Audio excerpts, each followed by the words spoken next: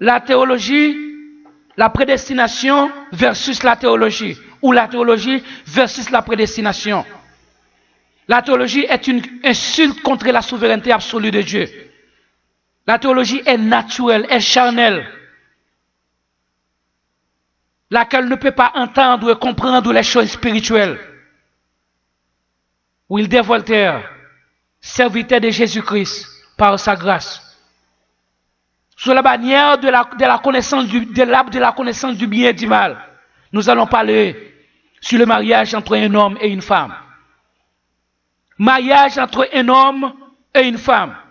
Oui, mariage entre un homme et une femme n'est pas spirituel. Il appartient à l'arbre de la connaissance du bien et du mal. Il y a une grande confusion entre le mariage spirituel entre Christ et l'homme et le mariage naturel entre un homme et une femme. La Bible dit, les deux chairs deviennent une seule chair. On ne dit pas les deux esprits deviennent un seul esprit. Encore, Christ dit, deux personnes qui seront dans un même lit, l'une sera prise et l'autre sera laissée. Pourquoi ne seront-ils pas les deux? Pourquoi ce sont les deux chairs qui deviennent une seule chair? Excusez-moi. Pourquoi ne seront-ils pas les deux? Parce que ce sont les deux chairs qui deviennent une seule chair. Le mariage entre un homme et une femme est une union naturelle, instituée par Dieu dès le commencement, sous la bannière de l'arbre de la connaissance du bien et du mal. Ce mariage n'assure pas le salut éternel d'aucun des deux conjoints. Mon salut en Jésus-Christ ne dépend pas de mon mariage naturel. Le mariage naturel n'est pas même une obligation pour mon salut. Selon Paul, le mariage entre un homme et une femme se paraît plus comme un engagement optionnel qu'obligatoire. Lisons dans 1 Corinthiens 7, verset 26.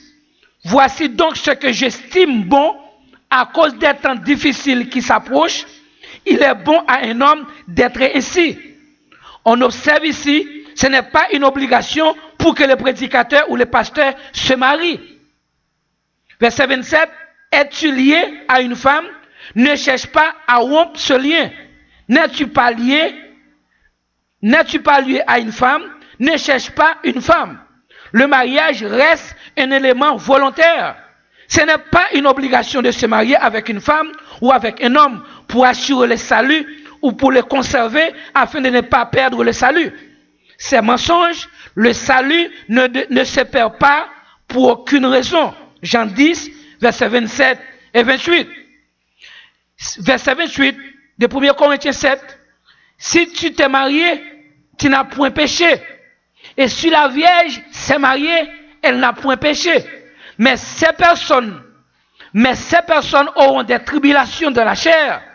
Et je voudrais vous les épargner. Est-ce que Paul veut dire ici que le mariage provoquerait des tribulations de la chair des conjoints? Verset 36. Si quelqu'un regarde comme déshonorant pour sa fille de dépasser l'âge nubile et comme nécessaire de la marier, qu'il fasse ce qu'il veut. Il ne pêche point qu'on se marie. Verset 37. Mais c'est lui qui a pris une ferme résolution, sans contrainte et avec l'exercice de sa propre volonté, et qui a décidé en son cœur de garder sa fille vierge, celui-là fait bien.